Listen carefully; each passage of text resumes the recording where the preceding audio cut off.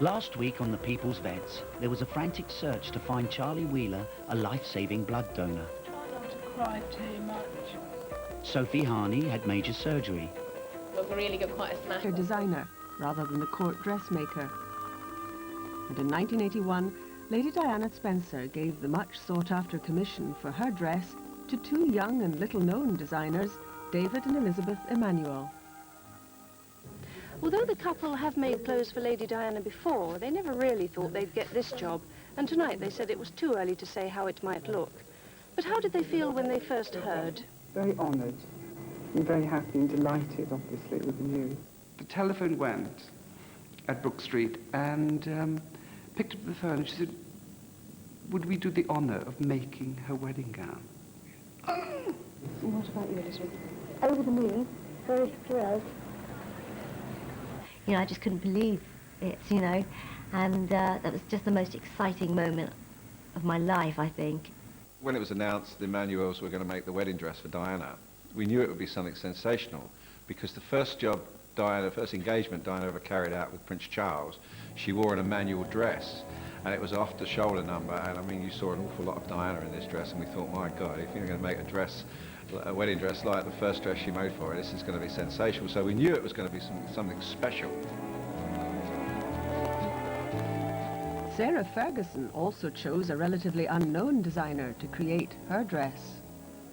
I was busy working in my workroom, and the next thing was she called me. I couldn't believe it, and I was so excited I dropped the telephone, and I thought she was just ringing to say hello, although I didn't actually know her terribly well. Okay, Linda, well, thanks a lot anyway. Okay? Okay then, right. She said, would you like to sketch up some designs for me? And of course I was terribly excited. I said, yes, yes, yes, please. And that's how we started.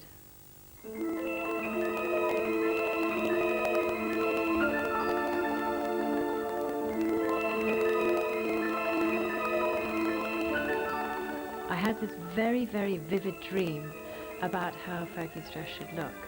And it started from this extraordinary view from above, looking down.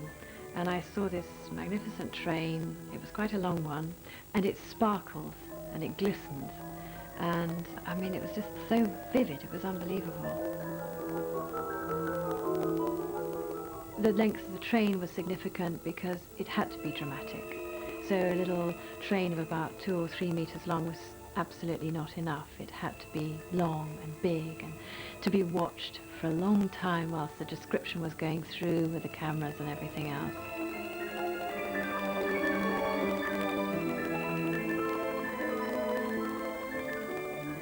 Linka Chirag's dream was probably inspired by the sight of Diana's dress, captured from above by a television camera high in St. Paul's Cathedral.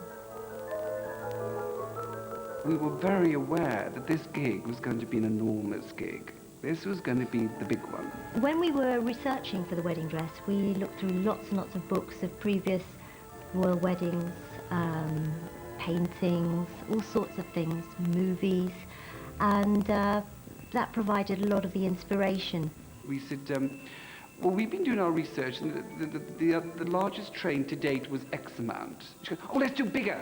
I said, okay, great. So we said 25 foot. How is that bigger? Yeah, okay. And it was fun. Diana's dress I found rather disappointing because it was so cumbersome, it looked crushed, and it was far, far too long. So I would have said that that dress was over the top in every way, but it didn't detract from a beautiful bride. And tonight we're turning to another behind-the-scenes story in the build-up to July the 29th, the baking of the official cake for the royal wedding. Now, given Prince Charles's strong naval connections, it's perhaps not surprising that the honour has gone to the Royal Naval Cookery School at HMS Pembroke down at Chatham. One of the most hush-hush naval operations since the war, Operation Sultana. As soon as the signal affirmative came through, Operation Sultana was underway and the security clampdown began. Ordinary ratings knew, of course, that initial design work on the wedding cake had started somewhere inside the base. But no one except a select few had access to the detailed blueprints being prepared for royal approval. Right, the first ingredients we need for fruit cakes is butter and sugar. And this is the man charged with the responsibility of baking the cake. Chief Petty Officer Dave Avery from Blackburn in Lancashire is what in naval terms they call a cakey. Well, he'd tasted our cakes before. We'd done commissioning cakes, and as it came through, we got permission to make the cake, or we was asked. And I thought it was a great honour. You can't get no higher than that, no better. And what I did is get a member of the dockyard staff to do a design, and we took this up to the palace, and I showed it to Princess Diana, and she decided that was lovely. So everything that we'd put on the cake, she wanted it. What do navy cakes normally taste like? Are they normally nice? Yeah. Sometimes it's burnt underneath, but it looks all right at the top. That's the main thing you look at the top, isn't it? The bottom you don't bother looking at. Prince Andrew and Sarah Ferguson also turned to the senior service to make their official wedding cake. The Navy put together a bit of a dream team to make the cake, and I was there purely to paint on the cake. We were drafted down to Plymouth, put up in naval accommodation, and basically shut in a kitchen for 3 months together to make the cake and to stay with it until the wedding was over. I told my grandmother, and she was really thrilled. She told most of the home counties, Northampton and any surrounding area, that she could. Yeah, anyone who'd listen, I think, basically. A lot of people who didn't as well. Master bakers and confectioners at a Reading factory have been engaged on a very special order, a wedding cake for Princess Elizabeth. Their Majesty's own wedding cake was made here, and with the help of ingredients generously given by Commonwealth countries, the present cake is true to the royal tradition. At a royal wedding, not only the guests, but all the members of the royal household who've played a part behind the scenes receive a slice of cake. So the official cake is not enough. Across the nation, royal enthusiasts reach for their piping bags. Is it good and rich inside? Yes, it's very nice inside. There's 96 eggs, 20 pounds of currants, mixed spice, almonds, the usual accoutrements that go into a cake. Are you going to deliver it yourself to the palace when it's finished? Yes, I'm taking it up in my car. It'll just about fit in, I hope. Might be room for me if I'm lucky. A lot of friends had said to me, well, you're good on designing things. Why don't you send a design to the palace? When Prince Andrew and Sarah Ferguson got engaged, I thought, well, all right, I'll send a design to the palace, but I won't hear any more. And I was really surprised when they wrote back and picked me to make a cake. So I was very nervous about it, obviously. And it was an honour. I mean, little old me, I didn't think they'd pick a housewife like me to make a cake. But they did.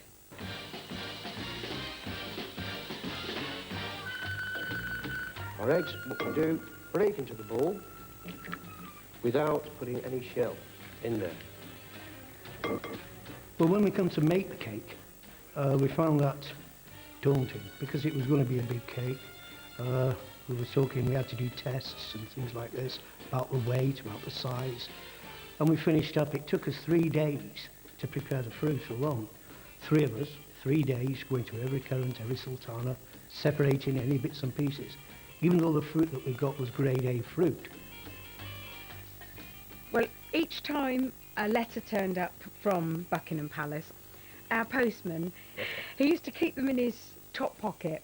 And every time he knocked the front door, he pretended he had a trumpet in his hand, and he was standing there, you know, with the old trumpet, because he would never just push it through the letterbox, and he'd say, oh, not again, you've got another letter from the palace. So I think he quite enjoyed delivering all the letters to us He certainly mentioned it to the neighbours, didn't he? You know, because he would stand outside and he would use his finger like a trumpet, you know. It was... No, it wasn't. But louder than that, you know. He could do it, I can't do it, but it was no, like I mean, he just stood there and sort of did a fanfare every time he knocked the door. Yeah. The bottom tier took nearly 12 hours to bake because it was that big. We had special boxes made because we couldn't buy the size of tins that we needed, and they were made in the dockyard. We got a great help from the dockyard.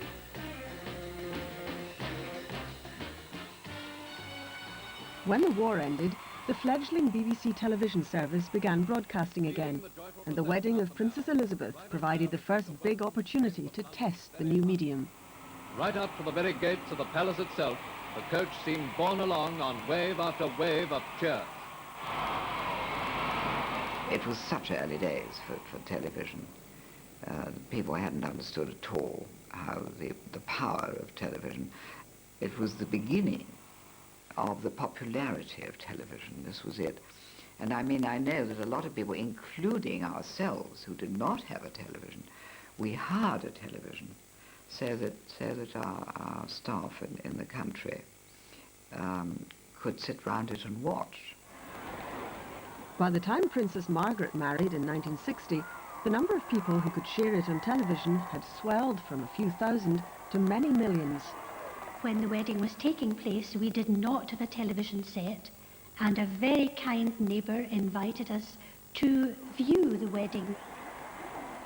We splashed out that day and we had South African sherry, I think probably 2.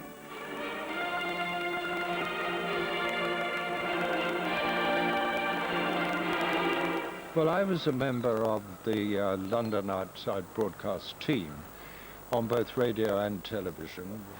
So I would have been very offended had I not been included. After all, I was in Trafalgar Square for the coronation. It was almost like a military campaign, and it was the military who were actually in command. With a large television audience across the world, the streets of London had become the stage for an international spectacle. Decorations had to be more elaborate. 500,000 people turned up to watch the procession, and a huge grandstand was erected outside Westminster Abbey. Well, do you think this is going to be the most ambitious bit of floral engineering London's ever seen? I can't remember anything like it for the coronation. As far as I know, there's never been anything quite as terrific as this. Well, how many roses do you think you're going to use? I should think altogether it'd be about 30,000, something like that. All fresh ones? No, some will have to be artificial because of the weather. At Prince Andrew's wedding, the person in charge of the flowers was Pam McNichol. I was National Chairman of the National Association of Flower Arrangement Societies of Great Britain. It's a mouthful, but from now on we could call it NAFAS. And we were responsible for the flowers for special occasions in Westminster Abbey. And I was very thrilled when I had a telephone call from Westminster Abbey inviting NAFAS to do the flowers. Pam, what did Sarah Ferguson say to you about what she wanted? We know she wanted a lot of flowers, but what did she say about the style? Well, she said she wanted just a lot of banks of flowers. She said that she loved flowers, and she wanted the Abbey to be full of them. And how many flowers have you got as a result? I think I could say well over 30,000. Sarah Ferguson is a country girl, and she loves country flowers. And she particularly wanted a certain colour scheme. And this she wrote down on a piece of paper, and she said, "I'd like this to be a secret from Prince Andrew." Well, I certainly kept it as such. It happened to be my own favourite colours, for she wrote down peachy, pinky, apricot. A lovely combination of colours. Under the awning, the public is having its first glimpse of the chosen colour scheme. Is there much more to be done now? Oh, no, not at all. Very little, actually. Just the final trimmings going in there. Just the final trimmings. We'll just have to be left till this morning to try and keep the colour scheme a secret. Busy days in the Royal Mews, preparing the coaches for May the 6th. The glass coach is the one Princess Margaret will use on her wedding day. It's already been used at 2 royal weddings, the Duke of York's in 1923 and the Duke of Kent's in 1934. How much more fitting than the most modern of motors, this very lovely carriage for a royal bride.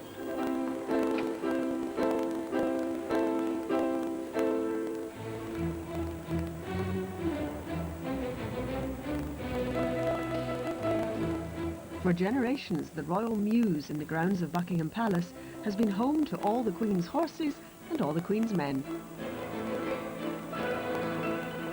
Right, wait together, drop. Well, the first royal wedding I took part in was Princess Margaret's, and on that occasion I was what they call a horse holder. And the second one was Princess Alexandra's wedding. The third one was Princess Anne's wedding, which was rather a nice one because I got to ride on the actual carriage. Weddings are different to any other occasion, and it's a very sort of joyful, happy occasion, so it doesn't seem so sort of stiff and starchy as other state occasions. It's a different type of atmosphere, different crowd. So when you go out them gates and you get a sudden cheer and it just deafens you, and you get that all the way to either St Paul's or the Abbey, and no preparation in the world can train a horse for that. When people are watching ceremonial occasions, they're looking at the occupants in the carriage. They all want to have a glimpse of the bride or the groom, and that's what they're interested in. I mean, you could have 4 donkeys pulling their carriage or a couple of zebras at the back, and no one would ever know. This must be fixed. Andrew, you're doing that later. Yeah. Andrew, Your father that did later. it. What? Your father did it. He did that? He did all it, yes. Did he? He was here, yes. Stand on his head, right Yes. near it. You must get him to show it to you again. I'll ask Dad to do it this afternoon. Hello. On something like this, a big occasion like this, you have, early morning rehearsals. And this particular rehearsal for Prince Charles's wedding, it was about 3 o'clock in the morning. So Rivali was 2 o'clock. And we're all sitting there, we're all been out the night before, and you come down, straight from a nightclub, straight in, straight to your room, coveralls on, straight down the yards, get your pitchfork, start mucking out, riding kit on. And we're all sitting on our horses, full kit, and they all come out and do the inspection. And I thought, oh, look, they're picking him up for that, they're picking him up for that. And they got to Weirgood, he's sitting on his horse, and the Colonel said to him, I said, are you all right, lad? He said, yes, Colonel. And as he went by him, he just dropped off his horse. Almighty crash. One almighty crash. Of course, everyone, that time in the morning, the eyes are down there. Everyone looks up and thinks, bloody hell, what's happened? And they see Weirgood upside down, his foot in the stirrup, getting dragged into the forge. And the regimental court major at the time, I'll never forget it, I mean, it's silent. And everyone went to grab him. And he stood there and he went, stand still, not a flicker. Leave him where he lies. With the help of the police and the services, in order to get the timings exactly right, they would ride a horse or take a carriage over the route and say it's going to take 23 minutes from the door of Clarence House, for instance, to the steps of St Paul's. And then you begin to work everything backwards from the time of the arrival of the bride, what time other processions are to leave, and forward from the time of the wedding onwards. Back in London, the royal wedding itself was being rehearsed, but without the main participants. So when the Queen's coach left Buckingham Palace, like those that followed, it was empty. And that included Prince Charles's coach, arriving last but one at the Ludgate Hill approach to St Paul's Cathedral. The paces on these state occasions is a dignified trot, and normally the pace is set by the leading postilion on the first team. When you're riding, you're looking at your watch or the outrider or someone in front, so that they make sure they absolutely get their spot on. And there's people at the other end waiting with stopwatches to make sure that you've actually got there at the right time. I mean, you're allowed about half a minute either way. Sometimes it gets down to seconds. And on the wedding, when you're going along, it's quite a responsible position, obviously. And you have to be really on the ball for keeping the carriage in the centre of the road and keeping it in the centre of the whole procession. And you have to be very careful when you're turning corners and things like that. Because normally you get a couple of officers who ride what they call on the wheel of the carriages either side, and you can't sort of get too close to the curb, otherwise you'll, could squash one. I think we'd like to move on and take a preview of the royal wedding. This, of course, is going to be a very significant event. Behind the pageantry and the spectacle of it, there's going to be the usual hard work of preparation on our part. Clearly, in relation to this event, you've got a lot of people in a static situation, much more difficult to police. There is some appreciation from the special branch that there is indications now of a heightened possibility of some advanced attack by the IRA. One of ours.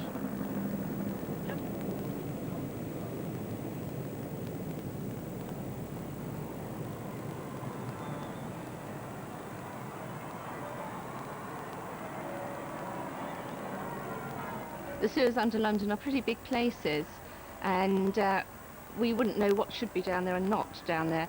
And everything was cleared below ground as well as above ground for the great day. We would liaise with the local council, who would be responsible for cleaning the streets, removing waste bins. London Transport would be involved because they would have to divert buses, take down bus shelters. And so the police were really the people that pulled them all together. And when the Lord Chancellor said, "Is everything okay?" you'd say, "Yes, sir." Yeah. Sarah Ferguson had been criticised for her dress sense. Linka was asked to improve her wardrobe, whilst work on the wedding dress continued. We want to make sure. How's the wedding dress going? Very well. We shall have the some ready to see. We loved doing her fittings, and I think she enjoyed herself very much. So we got our heads together. We started looking at different ideas that we could put on the train, because I explained the idea of the train and she loved that.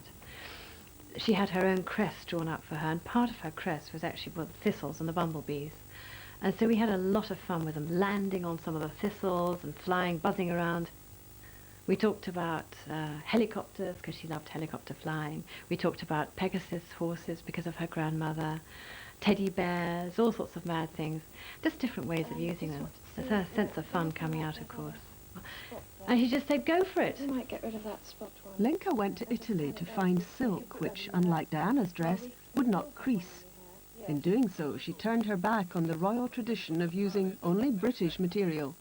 Here, at work in time-honoured fashion, are the weavers responsible for making the silk used in Princess Elizabeth's wedding dress. So, in 1947, the craftsmen of the loom carry on a royal tradition. We wanted to make as much as possible British in there, so British silk and British fabrics, and try and keep the whole thing sort of done at home. And we sort of did achieve that, mostly. We had to find silkworms. Now, where do you go to find British silkworms? We found it. We found a silk farm. We had to feed them, overfeed them to produce loads and loads of silk, and then we had to get it into a weaver. So it was a whole sort of production behind the scenes that a lot of people weren't aware of.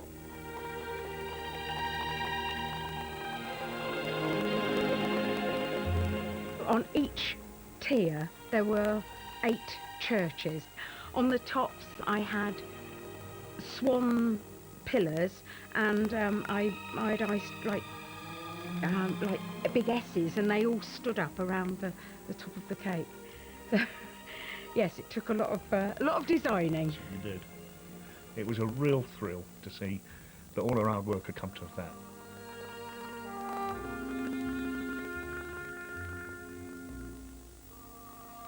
The spirit level we used was one that you buy in a shop. We just went and got a new one. We didn't get one out of a shed, but we went and bought a brand new one and we used that. But it had to be a large one to actually cover the surface of the base of the cake. It had to be perfect to the smallest millimetre. So we had set squares, spirit levels, everything was put on this cake. It took 7 layers of icing, very thin layers. So when it was built up and finished, you had this lovely 1/4 of an inch thickness of icing that would hold that structure of cake. Everything had got to be straight, flat, and when you go higher, if there's a fraction of an inch out, the cake's going to go over. So the set squares, spirit levels we used, and I was quite proud about those. I was glad I had them. The 3rd tier was Sarah's tier. She had a copy of Van Gogh's Sunflowers. She had a little scene of polo players, and she had a Pegasus. But when I did the actual designs, I did quite a fat, chunky Pegasus, and they asked me to make it a bit thinner, so I said I would, but I didn't. The bottom of the cake was Buckingham Palace, Admiralty Arch, Dummer House, and Westminster Abbey, with sort of cheesy silhouettes of them either side. I painted the plaques with children's paint, Mickey and Donald ones that I bought at the local post office until a point. And I thought that was quite ironic, really, that something so cheap was going on a royal wedding cake. Well, this is it, kitchen number 14. It's off limits to everyone except the baker, Dave Avery, and 3 other senior members of staff. Now, so far, they're the only people who've actually seen the cake. And every day for the past 6 weeks, Dave Avery has been working on the cake behind this door in total secrecy. Press people are very, very clever, and I got very used to saying there's no comment. which is a great word of mine. I nearly said it all the time.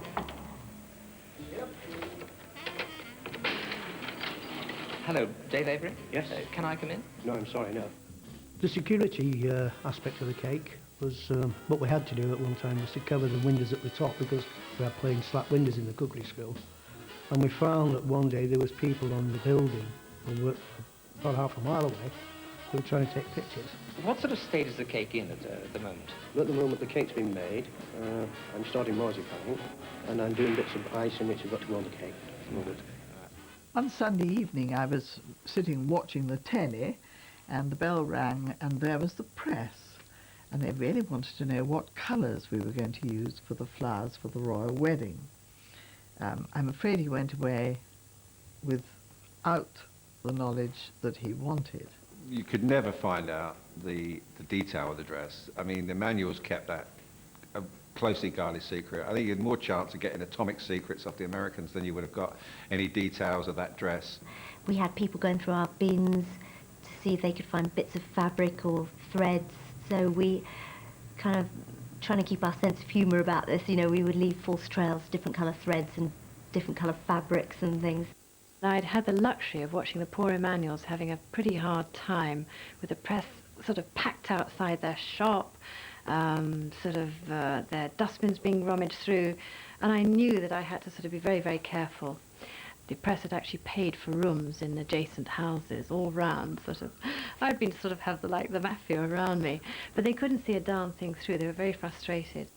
They were very persistent, and then they would start to play on us emotionally. Would ring up and say they'd been threatened with the sack unless they had a bit of information, and you know, their children's education would suffer because they, you know, oh, it was just terrible. One day the loft window was open and the veil blew off the table and it was on the roof. I was sort of hanging out the roof with a broom trying to retrieve the veil. It then landed on a tree and then it blew off onto the ground. But the guy sitting in the car downstairs with his camera, etc., had fallen asleep. To have revealed Fergie's dress to the nation before she wore it would have been a terrible thing to do. And I think if that had happened, Fergie would have immediately bought another dress from someone else. I mean, she wasn't going to do that. She was determined this was going to be her day, her finest day. We can't really leave clothes without asking you about the wedding dress, which you're not going to tell us about. No, why ask? Is it lovely? I don't know anything about the wedding Well, dress. it's very nice you would. Well, I know. Why should you know anything about it in that case? I just want to know... Well, all I can tell you is that, all I will tell you, and can tell you, just to whet your appetite, it is that I don't think there will never be a dress to match it. There are always far more people who want to come to a royal wedding than space will allow. It's a problem that will be especially acute at the relatively small chapel in Windsor. Once the Queen's wishes have been obtained as to how many, what you might call, official guests there are going to be. I mean, should the Doyen, the diplomatic corps be involved? Should all the High Commissioners be invited? Should Knights of the Garter be invited? Should the Judiciary be invited? Should all the service chiefs be invited? Should the whole cabinet be invited? Once all those decisions have been taken on the official, you then see what you've got left in the way of seats. And people write in saying, I do hope I'm going to be invited, and giving a reason why they think they should be invited. I was at school with the bride-to-be or whatever, or I was served on a ship with the bridegroom. They were quite easy because you just say, well, look, the bride and bridegroom are deciding on their own friends, and if you feel very strongly that you ought to be invited, no doubt you would like to have a word with them. It must have been enormous fun, actually, putting together a guest list of people. Well, I don't know, because you have a certain amount. You have to sort of take a few people out, or whatever. It has been quite difficult, my side, anyway. But I very much wanted, from my point of view, to try and remember everybody. It's been an absolute nightmare, hasn't it? And suddenly, I mean, even now, I suddenly remember somebody that I had tried hard to remember but didn't. And I hope we've got most people. One of the people whom Prince Charles remembered not to forget was stable lad Jumbo Heaney. We went to Moss Bros in Swindon, And I just said I wanted a morning suit, so quick measure up and said, right, that'll do you. Sent me home with a suit. And about 3 days after that, I got a phone call, a bit of a panic from Moss Bros in Swindon, more or less demanding that I go back when they found out that I was going to the royal wedding. And suddenly, I think they thought the suit wasn't good enough, so so I had to pack it all up and back off to Swindon and probably had one of their better suits.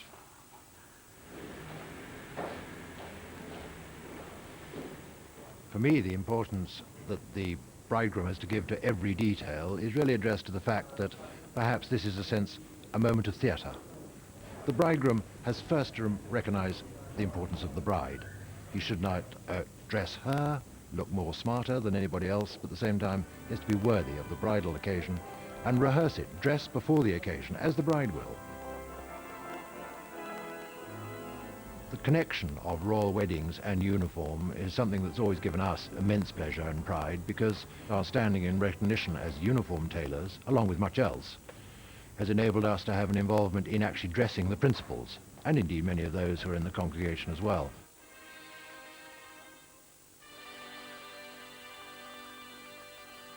I think the best man at any wedding has certain core responsibilities.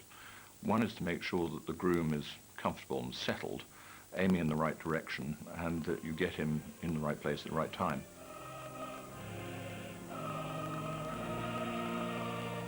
The clothing issue was quite an interesting one.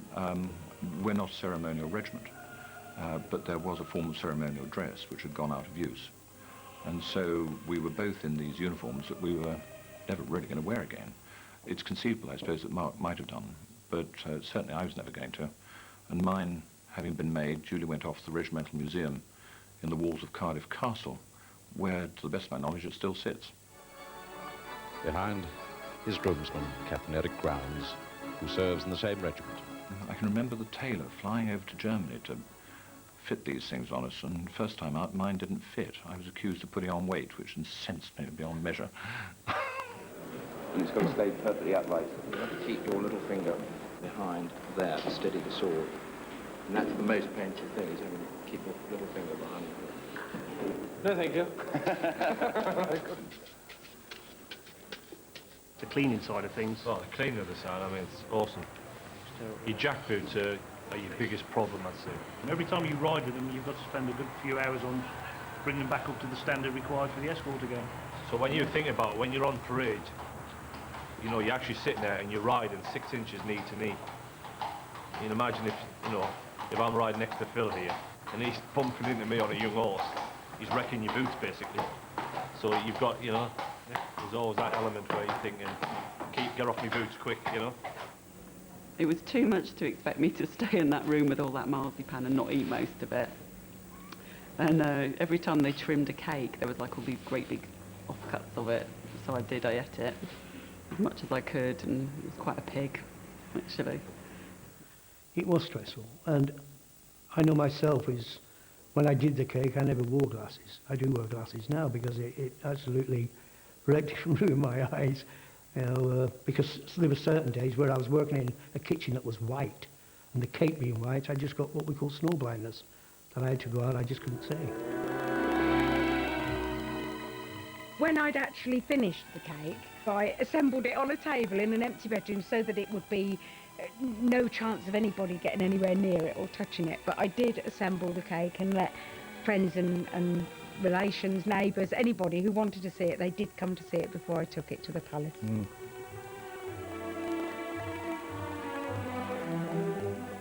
A chap that we know, we knew that he had a beautiful Rolls Royce, and we approached him and we said to him, you know, could you please let us have the Rolls Royce for the day, because we'd like to take the cake into the palace in the Rolls Royce. And we very, very carefully laid it into the boot of the Rolls. It was one of the hardest jobs we've ever done, because you had to get it precisely into the car itself. My gopher took it. Yes, yeah. How do you get it to the palace? Well, that's not been sorted out yet. We've still got to think about that. We've got 40 or so miles to go from here to London, and we'll think about something, but we'll get it there.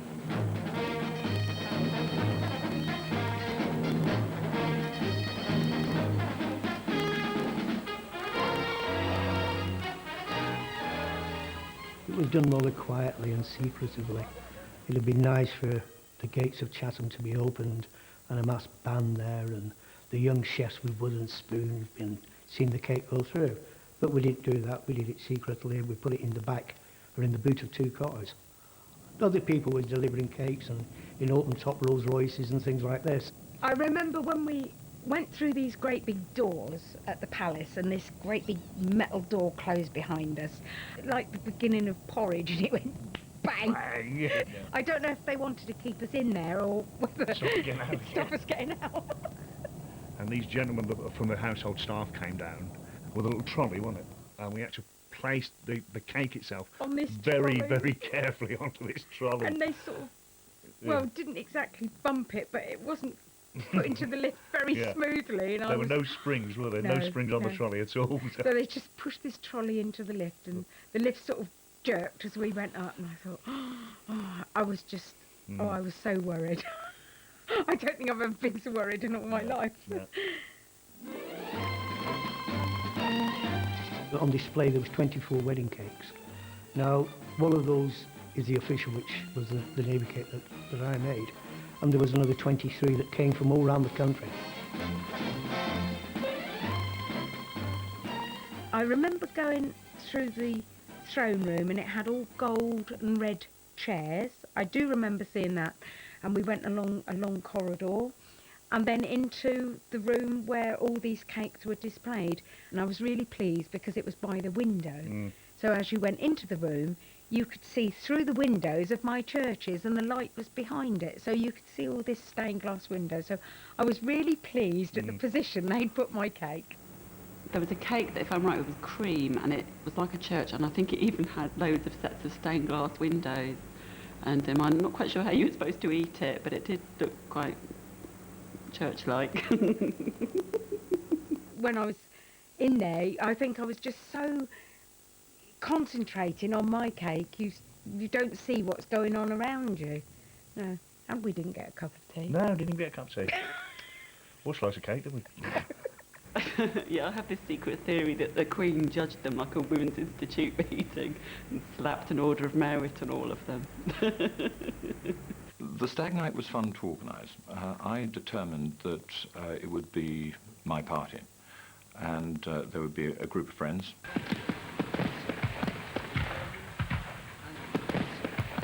We certainly were determined that we were going to drink enough to be comfortable, and we enjoyed it thoroughly in every way before retiring to a most unusual ending for the evening. We roared into the gates of Buckingham Palace and found our way inside, went upstairs to have a drink, and Princess Anne appeared looking delicious.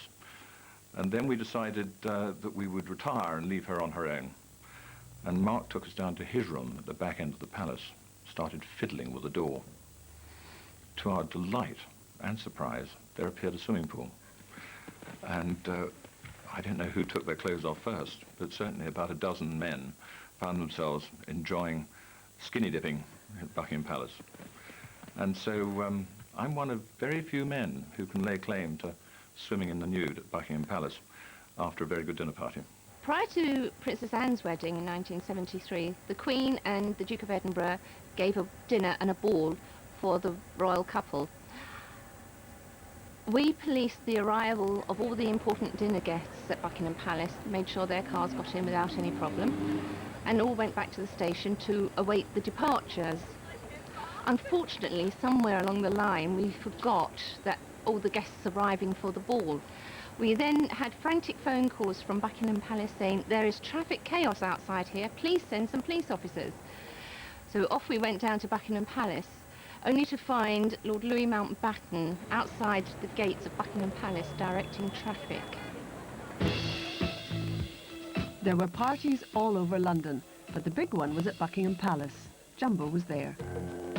You just looked to the left or looked to the right, there was just somebody famous. You know, it was either a head of state or a famous pop star.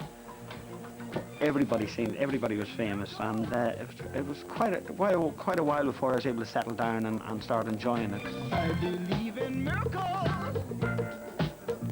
Where you from? You sexy thing. We went into the dance hall where Hot Chocolate were playing, and I didn't see Prince Charles there, but Lady Di was dancing with two fella, and she could dance. Kiss me, darling.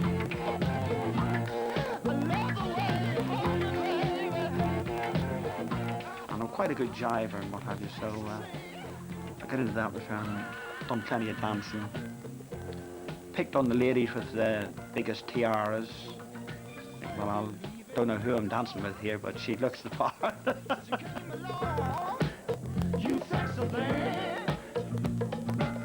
I went into this great big room, and there was these massive paintings, Van Dyck's and everything. I thought, cool, I wish somebody could tell me more about these. And anyway, as I came walking up, I bumped straight into the Queen. Well, I didn't know what to do. I bow, curtsy. Anyway, I finished up sort of bowing and half curtsying and stood up and just give her a wink. And the Queen said, enjoy yourself.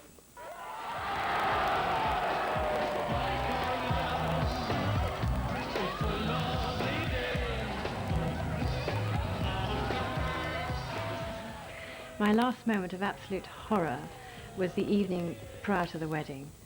And we'd arranged with Fergie that we would block off a section of Buckingham Palace where we could walk the dress, because I'd never actually seen the dress in action, and I wanted to make sure that the train hung well and that the dress was perfectly fitted. It was a very important event.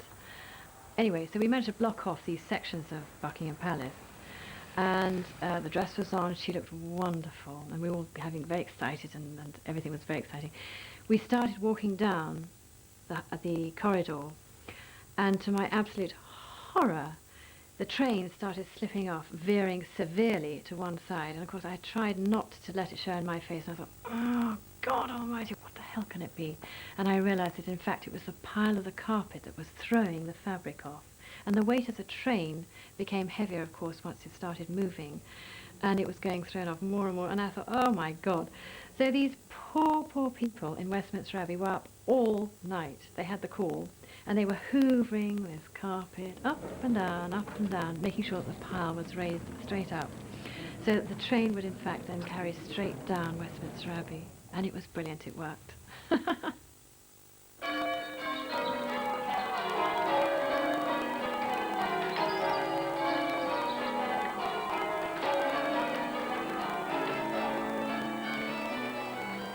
Edward and Sophie have decided to marry at 5 o'clock in the afternoon, the latest permitted time under English law. This will make it feel quite different to its predecessors. Women guests have been asked to wear long dresses and no hats. And the restriction on space at St. George's means the guests will be mostly just family and friends. I just always have enjoyed St. George's, and Windsor especially, and it's just a wonderful setting. It's a glorious piece of architecture, and it's somewhere slightly different.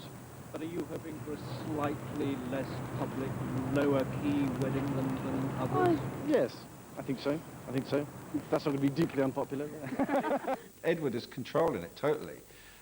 That's what he wants. It's his wedding, and he should be allowed to do what he wants. But because of that, the interest isn't as great. There doesn't seem to be, people don't seem to care that much this time. That's the word. They don't care. The general public go, oh yeah, but I don't think they'll be glued to the box like they were for the other two. Times change. It is certainly going to be very different from any of its predecessors in terms of television coverage and that kind of thing. But I'm bound to say I'm not particularly distressed by that. They weren't going to employ me in the commentary team anyway, so why should I care? If the sun shines, we will probably go out for the day as it's a Saturday, but we will video it and watch it later, and probably my friends will come round and we will sit and we'll have a little inquest on it and see what the general consensus was. But it will be very nice because, of course, colour makes all the difference to the picture you see. In the past, royal weddings have been watched by millions of television viewers across the world, as well as by those who were there on the day. And as we'll see next week, it's the moments from that day, like the kiss on the balcony, that linger in the memory. Serve it generously. One man, one wife, one love, through life, memories.